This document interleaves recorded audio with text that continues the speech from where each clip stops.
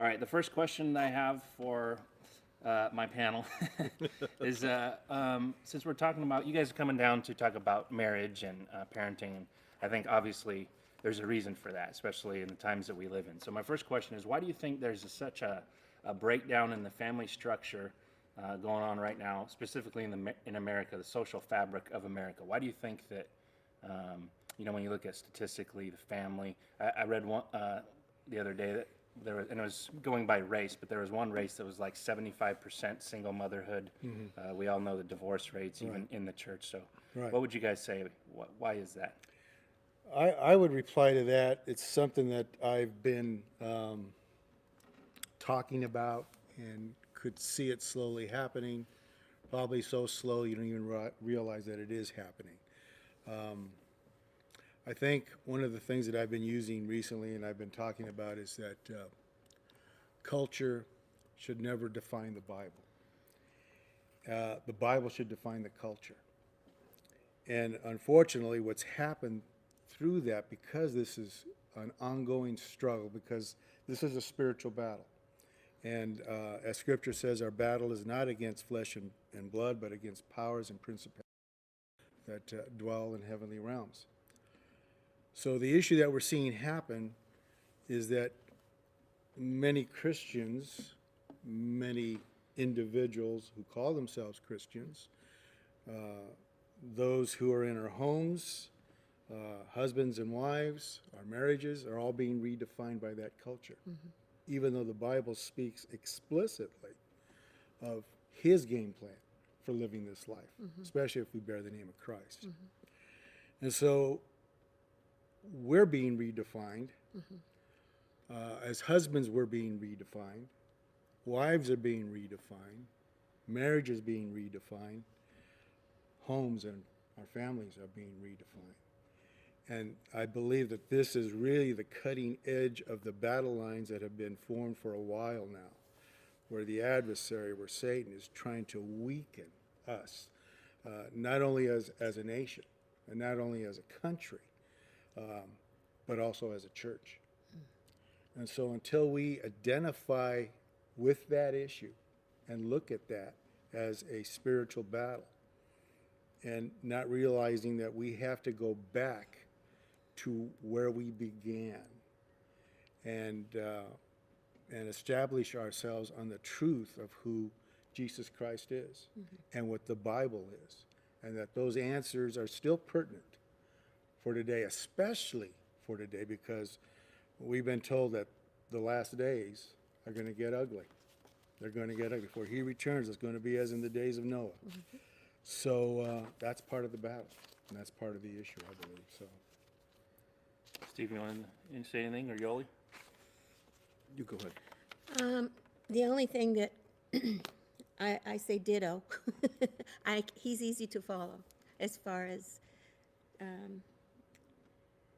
understanding what he's projecting there is that we have gone so far the other direction that we now look at all those things on the other direction as being accurate. And but my big deal is people don't know this book. They're not in it. And so, like he said, who's defining who?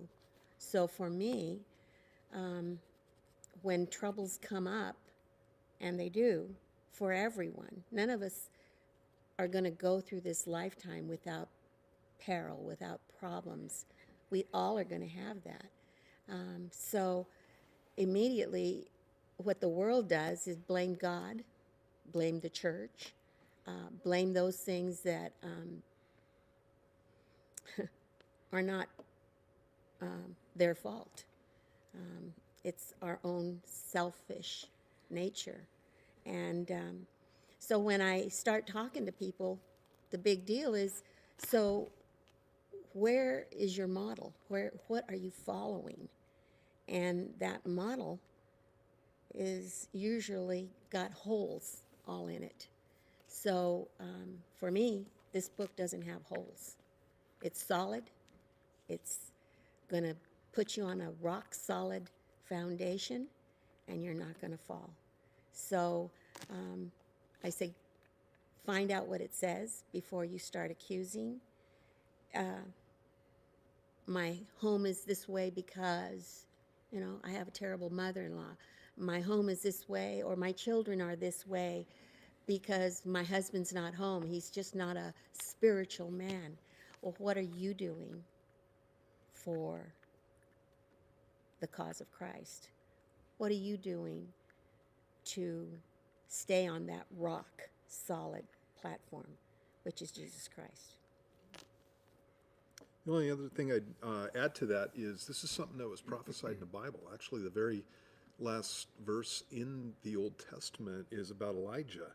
And it says, "Behold, I will send you Elijah the prophet before the coming of the great and dreadful day of the Lord, and he will turn the hearts of the fathers to the children, and the hearts of the children to their fathers, lest I come and strike the earth with a curse." And when I was younger and I read that, we didn't have a lot of the stuff that was going on in our culture. And the longer I'm a Christian, I'm like, oh, that's what he's talking about, because the culture's going downhill quick. When the culture walks away from God and walks away from everything that God set up, then they have to replace it with something. And what the culture's replacing Jesus and the church with is just a bunch of it ends up being nonsense. It ends up being just a waste of time, in the sense that it just wrecks people. Dave, you were talking about, was it Dave or Matt was talking about 75% out of birth wedlock, or out of wedlock birth, and that's not good for any group of people, and especially people in the United States. And so it's something that God prophesied, and it's something that God militates against, and again, it's not supposed to be happening. It's certainly not supposed to be happening with Christians. We need to be following the Lord and following the Word.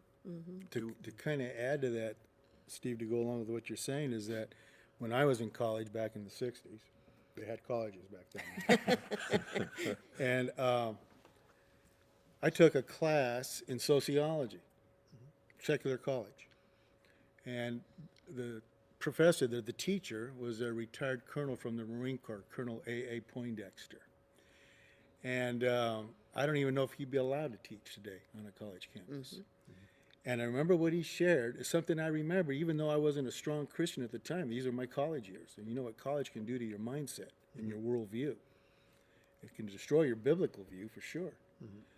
But he said the building block of any society, the building block of a culture, is a family unit. You lose that building block, you lose that culture. And that's a secular college at that time. I think we've lost sight of that. And today, especially in higher education. I agree. I think that's the problem. Amen. Yeah. Mhm. Yeah.